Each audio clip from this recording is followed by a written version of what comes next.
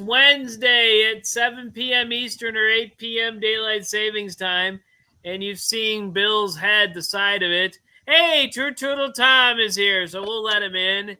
Hey, Tom, we just went live, so I'm trying to do the intro. How goes it?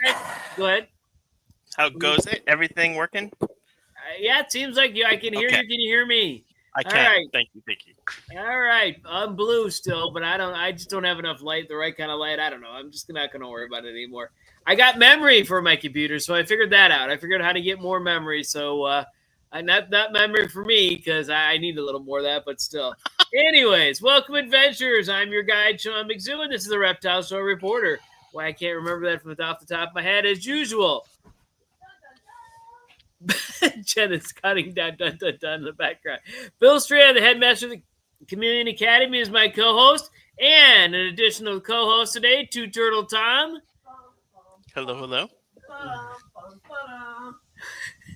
Can everyone hear that? What my wife narrating in the background? Okay. Yes. As long as hear the voices in your head, Sean, that's just what? You. It's not in my head. Oh, there's something here. Of course not. But, okay, I'm going to play the music.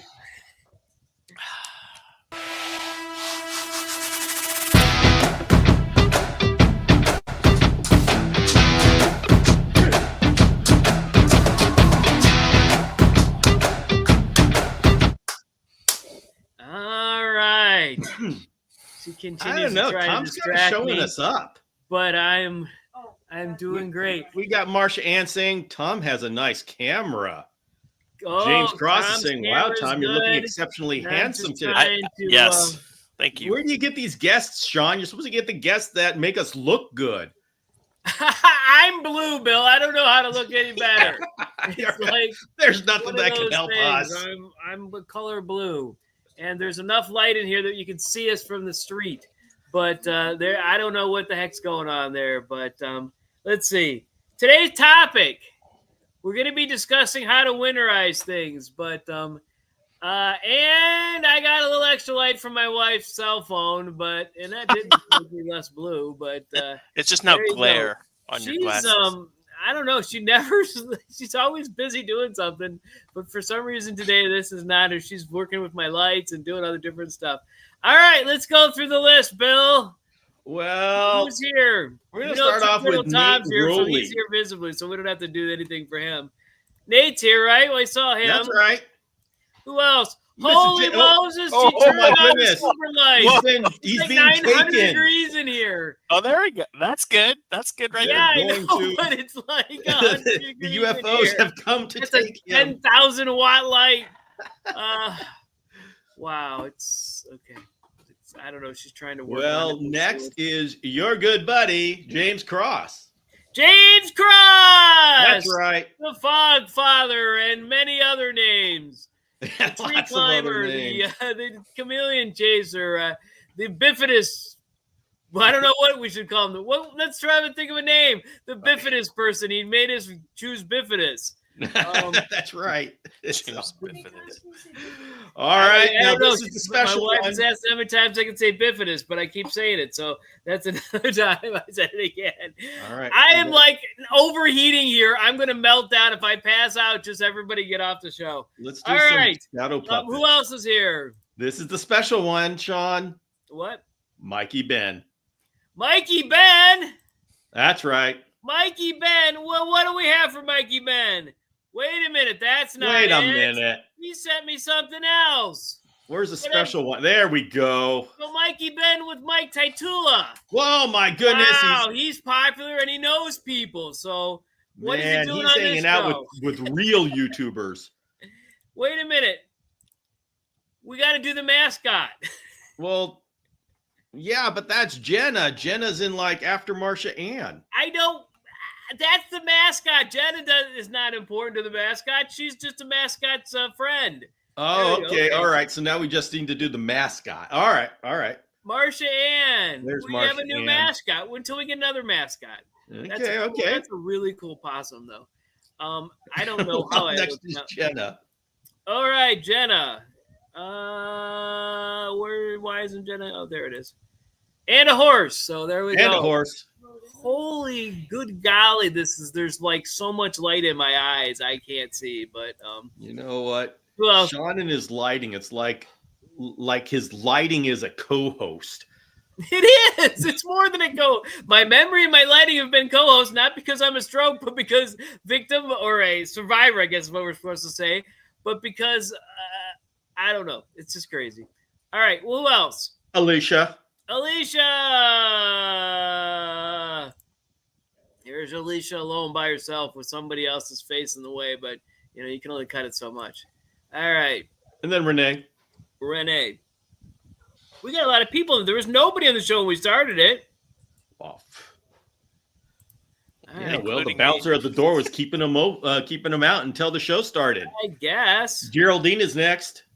Geraldine, yes. It's why there's like good golly. I got a fabulous wife. She's working really hard to get me light, and now she's hooked up a fan. So I'm sweating, but if there's a fan on me and there's light on me and everything else. So all right, I got distracted. Geraldine, that's what we were trying to say. That's right. That was another distraction. All right, that was all right, my grandma's name. But then Yvette. Yvette, who's that? Misty Mountain Fans. Yeah. Oh, this woman or this Yvette? I think we have two of them. So yeah, that's perfect. I mean, she's not on. I just like seeing her. Okay. So she's on. So you got to put her, make sure she's on every show. Wait a minute, she's here. She's got to say hi.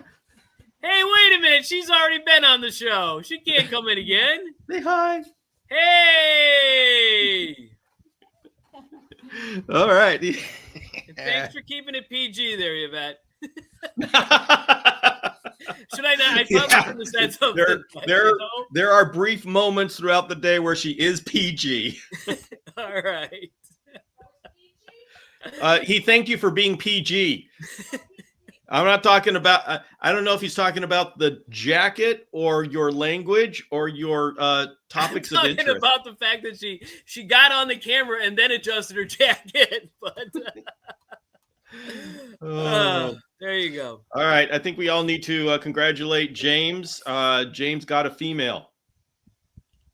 I thought he's been married a long time, Bill. Hey, I don't know the context of this. I just know that he's confirmed that he has a female. He's been married like 30-something years, so I don't even know how many. But dude, man, I don't go into the backgrounds, the private lives of people. I just celebrate what they choose to share. Okay. Congratulations, James. Yeah, congrats, James. He's changing the subjects. I bet you there's a context there. We all mature at different rates, Some of us start dating in like high school, others later in life. So I'll let you know when I start maturing. So there we go. I'm almost 56, and I still haven't. I think I hit a highlight yet. Somewhere, and then I started going down. Hey, wait a minute! Wild Horses is here. What? Wild Horses is here. Pull up that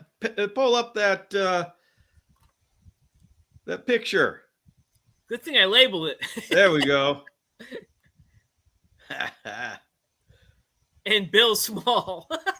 Just a tiny piece of Bill again. Wow, this is crazy. We haven't even got 39 years, but we were concerned the benefit was a Bayless. There we go.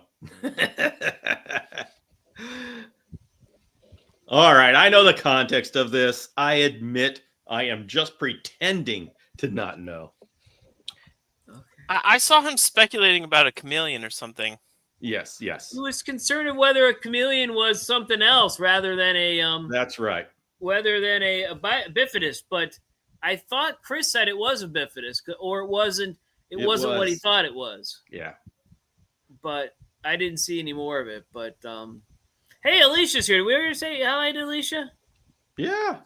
Oh yeah. Okay. And yeah. We did. Noted I need another memory upgrade, Bill. The travesty that is Sean. Says, Bill, you got cut out of both of our photos. Yeah, I get cut out of so many photos. You wouldn't believe it. Well, I can't have At least our 3 photos I've been cut our out of. viewers see you twice. I mean, you're there on the screen. I can't have them looking at you twice. That's way too much for any person. Wow. Now, one of me is probably too much for everybody, but they do come back. So, and they know they're going to see me when they come here. So, guys, you going to let them treat me like this? Yes, they will. Yes, they will. All right, Tom, you're the key guest today. I'm the guest. What do you want to say? We got to winterize. Okay, got to winterize. Thank you, everybody. Have a good night. Go winterize. Winterize. We got to winterize. Oh, no, Janet, that is all Sean. I know exactly who's been cutting me out of photos. Exactly. Yes. Sean never shows your photo. Eliza Ann. You never show Bill's photo. Because Yeah, he's come physically on. right there. I have a photo. It's true. Of Bill, I think. What I say is true. Yeah, I think I Tom have a Six is photo of true. Bill You even somewhere. have a photo I have of me? a bunch of photos of Bill, but You I do? don't show them because he's always here. So now, if he doesn't show up one week and he logs in as in the chat, I will show his photo because I got tons of photos of Bill. All right. In that Too many case, crazy photos okay. of Bill. challenge Bill with a chameleon, accepted. Bill with a lemur, Bill in a hat, Bill without a hat, Bill with his hair messed up, Bill with all. I have Bill with all kinds of people, so I can always show the other half of the photos. I have those. Just show all the things I've been cut out of. Well, here's it. This is what was on the editing room floor. Yeah. Wait a minute. There's part of Bill. there's the right side of Bill. Let's see. Well, yeah, if you show the Janet one, you There's get to the see left other. side of Bill. Wow, look at that. And there's another part of the left side of Bill. Wow, you think we could piece Bill together? Yeah. And I That have could be a whole bunch video more in of them, itself. But yes, I don't. Selections of Bill. But I not don't all. really have more. Hey, Seth Hurst is here. What? Seth is here. Yes, thanks Seth for being Good here. stuff. He's got Hey, half Alex of my showed up too. redfoot tortoises now. So Nice. I loaded him up on him. He's got him out in his backyard. So Yeah. Do you Well, still we have got to the, show a the picture cherry of head? Alex? no, I sold the cherry head to I don't know if he wants me to tell you anybody, but It's okay. That the one that you grew up very smooth. he lives in Ohio and he's bound by you. Yeah, Nate Raleigh. Yeah. Nate saying, so what are we winterizing? Campers? Nate, we're winterizing non-chameleons. So take your pick. Well, I mean, Bill, here's a question. We You can winterize our houses too. That's a cool Yeah. thing. Yeah. Man, this But- fan is really good. I got light and I got a fan. I got the good life here, man. I'm just gonna sit here and listen. Enjoy this show. Let's talk. So this week, on my Hingeback Tortoise group that I run, everyone should join Hingeback Tortoise or something on Facebook. I put out a little comment about how Hingeback tortoises really slow down in the winter. They were, here in the Midwest, we blast our homes with this really dry air, and it gets really, really hot in their winters. In the summer, it's very dry, so they just shut down. And someone responded, just be careful to make sure their stomachs are empty before they go into this kind of brumation, estivation period. And so I thought to myself, you guys talk a lot about estivation or brumation in chameleons. Do you have to be concerned at all with them emptying their stomachs before they Nope. go into that state? I don't No, think not at chameleons all. do that kind of stuff. And No. and maybe that's They're because like iguanas, they fall off the tree and freeze, and they get back up and keep going. I don't think they're quite as hardy as iguanas. Yeah, but it's different than what happens with tortoises, because chameleons, the brumation is more of just I'm going to slow down, and I think Parsons is the one that I have experienced that really decides James I'm not is going to approaching eat it the for 6 opposite months. way. But overfeeding it. every now and then I've gotten a Parsons to eat during brumation, and they'll poop. But so it's not as, it's more of a, okay, we're just going to slow down than it is an actual state that they fall into, like tortoises would have a more defined state. Yeah, they don't move much, and they usually go underground when they're doing this. And then I have box turtles that live outside in the summer, and so I have to bring those into the garage. I have a big plastic tub full of soil, and they'll spend the winter in there. And, you just have to kind of carefully wean them off food, and the goal is to have no food in their stomachs by the time they go into brumation. So it's this fine line between kind of fattening them up at the end of summer and then tailing it off so that they go into brumation fat but no food in their stomach.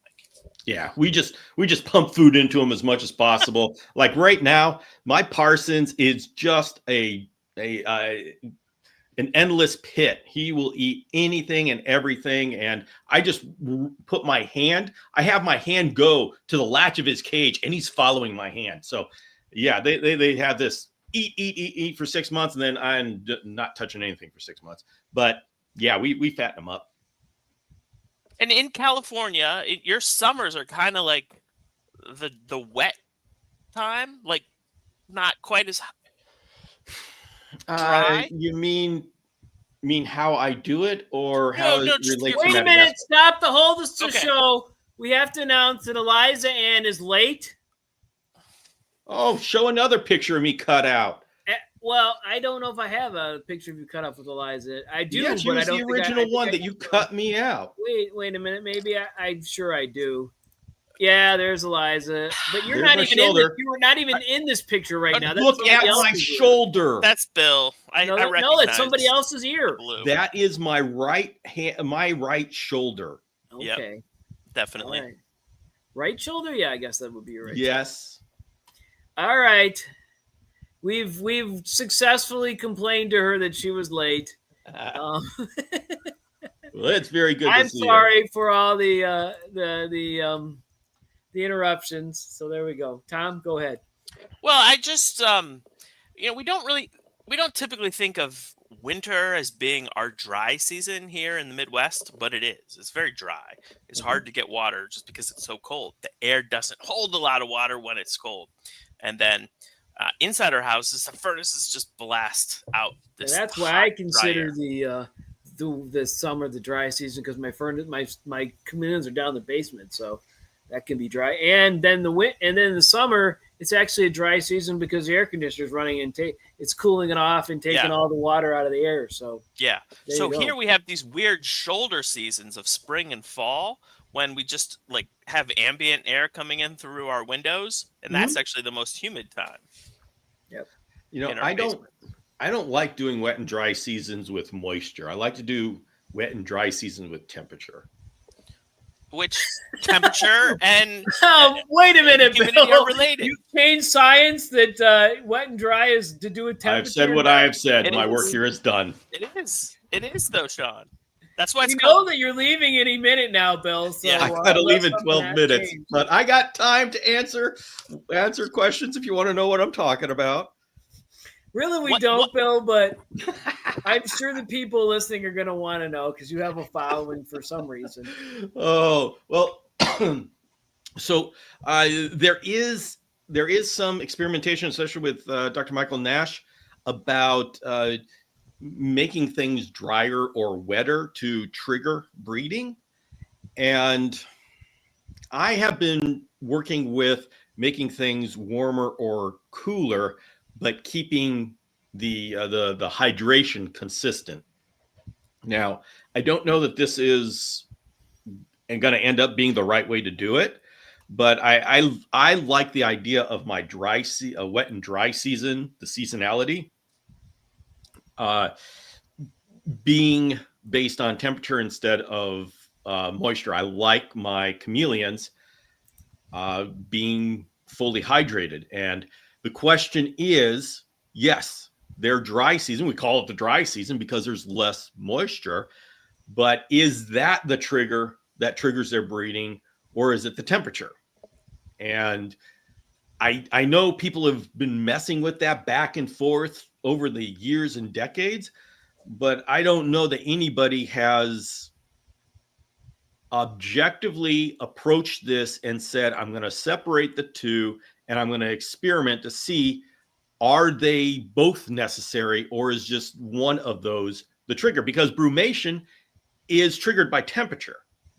And so, or is it day length? well, in Madagascar, the difference is very minor. Yeah, it's near the equator, so they have. My voice is going. Wow. So, but let's go ahead and put that in. Maybe they notice the difference in a couple of hours of daylight. So let's put that up there. The thing is, the reason why it's worth challenging this is because if you withhold hydration, that's a health concern. Yes, that happens in the wild. Yes, they've learned how to deal with it, but they also die from it. So that's why it's worth challenging this and saying, is it really necessary? Yeah. My tortoise room, in order for me to have the same relative humidity in the winter, I would have to be fogging the whole room. And so my animals experience significantly drier conditions. Say no more, Tom. In the winter. You have been approved. Father approves of your plan. I need a 50-head fogger or something. Wow. No, your family will wake up hydrated. My 2,500 square foot basement, if I would turn my fogger out, why my voice is terrible. Your voice is blue. I was sneezing a lot earlier, but if I turned my 12-headed fogger up on high, it would rain in my basement. Even when in the most driest season, it would pour rain off the ceiling because there goes Sean bragging again. No, it's just that you can do it with 12. Is all I'm saying. That's awesome. Yeah, no, I mean I was just kind of joshing you guys there with that 50 comment, but I mean what's really interesting is that the tortoises that I have, they experience a dry period, and that dry period happens at the same time as our winters, which is when it's very dry. Sean's gone. He's going to get some water apparently. So I'm replicating it. I'm replicating this hot, dry period, and it seems to stimulate breeding, and they're right on target when I they was would still breed here. in I the just wild kept you guys and from lay watching me eggs. sneeze. There you go. Yeah. Now, I've just started this. There may be other people who have done this and decide that they know the answer, and maybe they do know the answer, but like I said, I haven't. There hasn't been anything. Father throwing another wrench in it. Barometric pressure. Oh boy, there goes James. We're gonna have to use a hyperbaric chamber to do all this kind of stuff.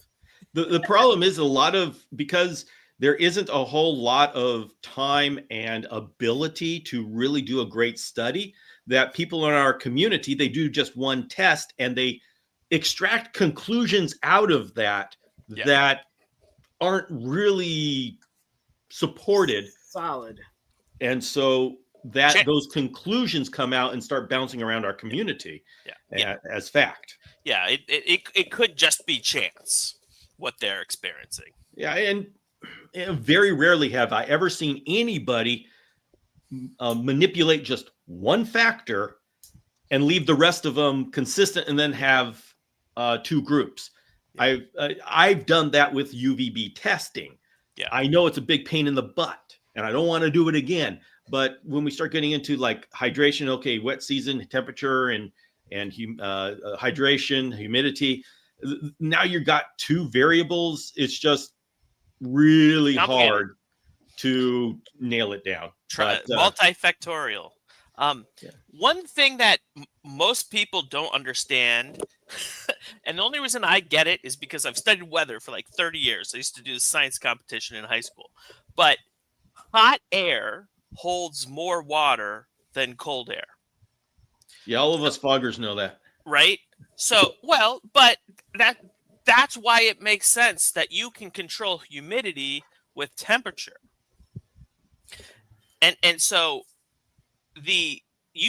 theoretically you have to fog at a cooler temperature.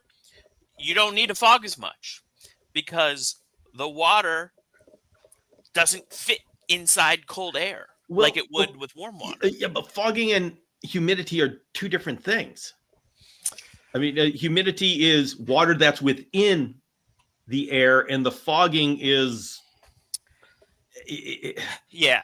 I mean, essentially, that's 100%. Droplets. That's 100% relative humidity when you have fog. You're completely saturating the air. But it's the water vapor and fog, which is water droplets, are two different manifestations of water. I agree with that, but why do you have fog? Why? Because the air cannot absorb any more of that moisture. Well, yes, okay, they're absolutely connected. Yeah. But the thing is, if somebody is reading 100% humidity, that's not the same as fogging, and I just have to make that distinction, because the more we learn about when we're talking about hydrating chameleons, it's like humidity. And by the way, this is my personal understanding at this moment that keeps this just in. James Cross says Bill's gone off the deep end. So just before Bill leaves for the day, he's going to leave early. Really, you got to listen to me. He's going off the deep end. The important thing, it's terrible to see such. When you guys go over there to Madagascar and it's 85 degrees and it's also 90% humidity, that is amazingly humid. Yes. Compared to California, if it's 85 degree, it's say California on a 70-degree day and it's 75% humidity, there's less water in the air. All right, James, don't you? Oh, you gonna go there, James? You gonna go there, James? Well, hey, wait a minute, Bill. What's this? I wanted to show everybody that my ficus repens is now going down and has actually hit the bottom of my bioactive enclosure. Okay, so plant talk. Okay, that was my. I was very proud of that. Expert here. We'll let him talk about his plans. That was all right. That the bottom line, if your fog does not immediately evaporate, you've reached the dew point. The air can hold no more water, and so that's why you have fog. Yeah, thank you, Eliza Ann. You appreciate accomplishments in life. We should call Two Turtle Tom Two Turtle Tree Tom. So no, the reason why I'm making this distinction is because, and of course, I have a different approach perspective. I have to figure out how to explain this to people. Yeah. And the thing is, in my present understanding, which continues to grow, is that having high humidity is going to keep them from getting dehydrated, but it's actually the fog that's going to push them over into being hydrated. And the thing is, you can't go, and you're going to ask, okay, well, what's the difference? And I think it's the form of water, but I'm still working on going beyond what I've just disclosed. Wait a minute. Yeah, what you're doing is super saturating the air. Yes. You're putting more water into the air than it can hold. And that's why you rain. I thought that was a cloud and rain. It can also be fog. Well, fog is just clouds near the earth, but still. Fog is 100% plus. Fog is more than 100% relative humidity. There you go. All right. All right, we'll say goodbye to Bill. Everybody. Oh, that's right. I gotta go. I gotta go be a good father. I gotta go pick up my daughter. Uh-huh. So she's going for her master's. Great. That's right. In English. Nice. She's a writer. It's like she's actually got a real agent. Oh, like, nice. What the heck? We got a little. It's funny when people if you say, "Oh yeah, she's getting masters in English," and people are like, "Oh, I bet she can really spell well or something." Oh boy, she spells grammar. She went through my book and boy, she let me know. And that's valuable. And by the way, the The typo on page 74 was something I added in after she went through the book. Boy. Well, I saved you from having the word "buy" on the cover. I think. Well, that thank was you. my contribution. Yes. This was a community project. There you go. So then you'll have to call our master Meg. Yes, I should. Be Thank safe, you very Bill, much, have a good everyone. night. And I have fun talking about winterization. And You have to. We'll be able to stay on top because Bill's leaving. How about no. I think that? we've done a pretty good job. It's all right. Goodbye, everybody. We'll see you We're later. staying on topic. Get out of here. See you, Okay, Bill. so Sean, you flashed up a question from Alamo90 that Yes, says, I "Are you did. working with other Hey, species?" we actually aside didn't from put him?" Alamo 90's picture up, so we'll do that now. I that don't. Bill's gone. This is the cool picture. That's what his wife's Nevis. There we go. That's from what aquarium is that from? Pretty cool. Alex, this is like their wedding pic or engagement, something kind of picture. So I don't know. He can tell you more about it. Yeah. But No, I mainly work with hinchback tortoises, but we also have pets. So we have 2 bearded dragons, a leopard gecko. I have 5 3-toed box turtles. I have the Europlatus fantasticus. I do a lot of fish stuff, and yeah, so that's cool. So, what do you have to do to winterize your stuff, your animals in your basement? What happens come this time of year? I have that same seasonality as you do because we're in the same state, and I'm just barely north, and so I have to adjust my foggers and my misters to have different time. It's particularly for the chameleons. I have to do when it's spring and fall. There's I have less fogging, right? A concrete floor. There's water on the floor some days because it's so much humidity there. Yeah. When it's summer with the air conditioning running or winter with the heaters running, there's a lot less humidity. So I up the fogging and I up I guess it's this. What am I calling this? I'm saying sprinkling, but it's misting. Misting, yes, that's the right word. Yeah. It's been a tough day. No, it's been a crazy day. But I up the misting and the fogging, and that in turn gives more moisture in the room, and the redfoots are in that same room. I got rid of I half my redfoots. I gave half of them to Seth. I guess less than half I had. At the time I had 9, I gave them 4. But I have 5 redfoots. They're in the main reptile room. So that's where all the fogging and misting is going on. I have a furnace that's in a different room, so I can close the door if I want when I'm heating or cooling in a way that is not good enough for it. And then I have, luckily, this is like house number 5, the ideal dream house for this kind of thing. I have a door that goes to the outside, a patio door I can just open and blow in one and out the other, and that just goes down towards the valley and what have you. So It's really neat.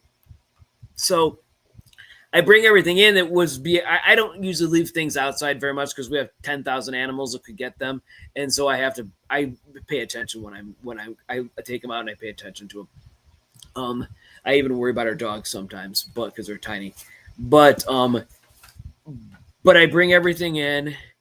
I make sure that I've done everything I can to win, but I don't really winterize per se. I guess I summer and winterize by just changing the amount of humidity that I use and the temperature. And I do change the temperatures. I use basking lights sometimes and not in others because my basement it gets down into the 60s in the winter, which is great for some of the montane species, and it's not bad for any others. And I actually feel that if my reptiles are in a room, even those that are in tropical areas where they aren't growing as fast or their metabolism is slowed down or they're somewhat to brumating, I know that redfoots wouldn't, but they seem to live longer. I don't know if making proving that a redfoot lived longer would be insane because they live for a really long time and you wouldn't be able to know how to do it. But other reptiles that have been down there seem to live longer. My snakes are upstairs, and my frilled dragon, and my one bearded dragon, and my pectinatus are upstairs, so they get the normal room temperatures of the house. So, and I don't do anything to winterize them.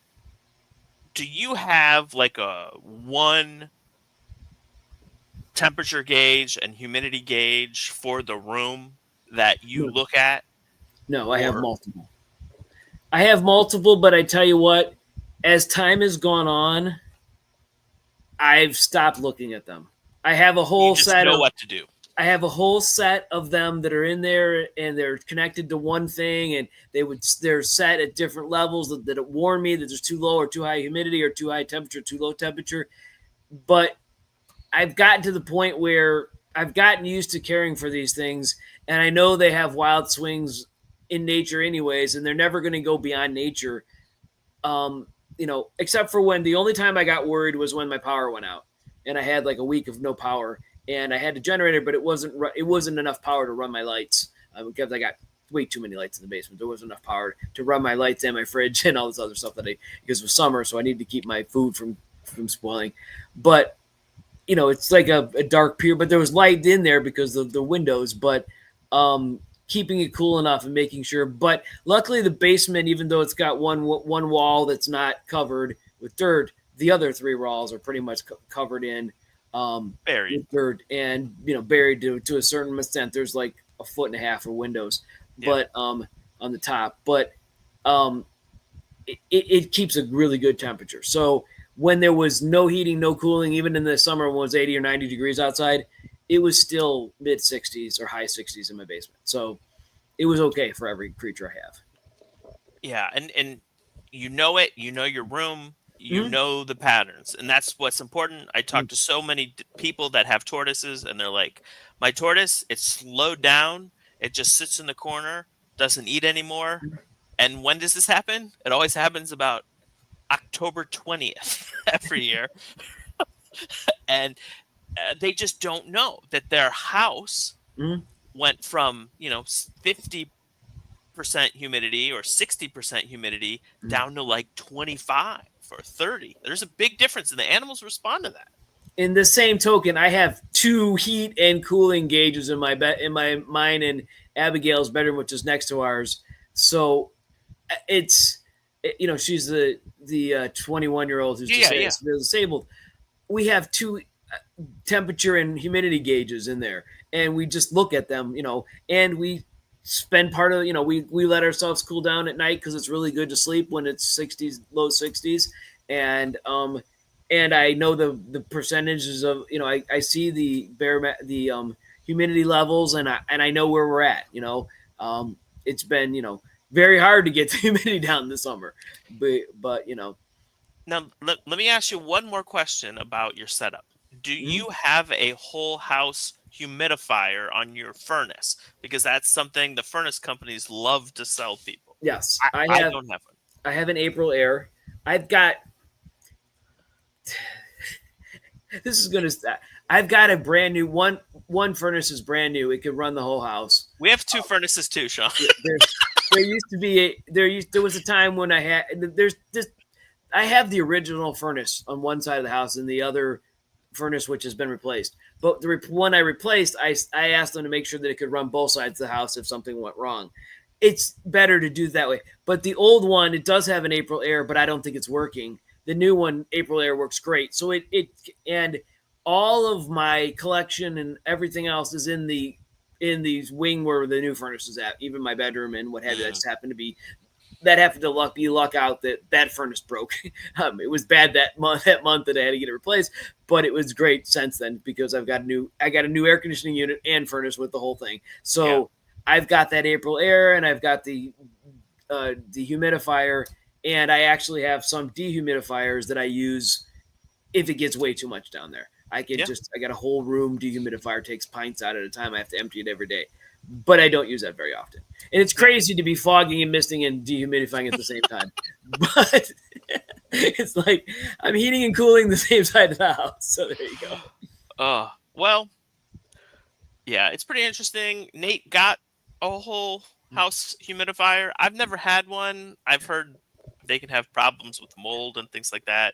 And I have mold allergies, so I've never gone there. But I mean, on a really cold winter day, our house can get down to 25% humidity, which, like cracks your Yes. hands. Because It's 40 to 60 is comfortable. Yeah. 30 to 60 is comfortable. Yeah. Under 30 is uncomfortable, Yeah. medically speaking. Yeah. Yeah. But this house was built 1962-ish, Yeah. and it was built by people who had significant money. It was top of the line 1962. That was a long time ago, but I have basement fans that I've got 4 or 5 exhaust fans that go out to the outside Oh wow. that I That's can nice. turn on in the basement, not separately, but together as one switch.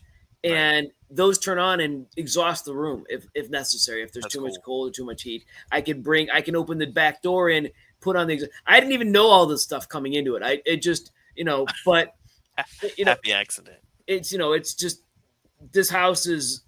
I got it dirt cheap because it was 1962 still. Everything is 1962. Even the decor we bought from them is 1962. But it's great. They built things well back in 1962. Nothing yeah, like the new stuff, newfangled buildings. But so there you go. Fun. Nate says he hasn't used his home humidifier, but the winter is definitely the time to do that, and your redfoot tortoises will definitely appreciate it. I'm sure your chameleons will as well. Wild horses, she's in Alabama. Like, I mean, it can get, like, we had -10, -7 last winter. Actually, both winters we've had about -7, and the air is so dry when it's that cold outside. And your bottom line, your animals are going to respond to those changes. So that's why I threw that topic out. When I didn't have the new furnace, which is, I've been here 5-6 years, 2018, so I guess it's 6 years. But when I didn't have the new furnace, I didn't have a new April air. They had an April air that was sitting on it, but it wasn't on because it had broke many years ago. I don't know how they had an April air on a 1962 furnace, but but it was a 1962 furnace that was still working. That's how good they made them back then. It was still heating and cooling and very well, but then it broke down. So it was like they told me I needed to replace it immediately when I moved in. I'm like, no, I'm going to wait till it dies. But interestingly, we have 2 furnaces, 2 air conditioners. One is in our attic, and it heats and cools the upstairs. Okay. And then the other one is in the basement and cools the lower levels. Wow. Electric bills. Yes, you're ridiculous. You're paying the electric company. All right. So James is saying what? Down to 19. We were 49. Is it 49 temperature last night? I guess. Okay. We're about there too right now. Yeah, we're in the 50s and 60s in the night, and 80s as a high. So it's been it's that second warmings of the summer, but 120. What? James says his summer temperature is as high as 120. We're not dry enough to get that hot here. Right. No. And if we were 120, yeah, that makes sense. If we were at 120 with the humidities we have here, it wouldn't be livable. You can go. I've been to Arizona when it was 120 and it was hot. It was warm in the sun, but you could walk around and not have a problem. You get up to 100 here, you're dying. You're pouring sweat.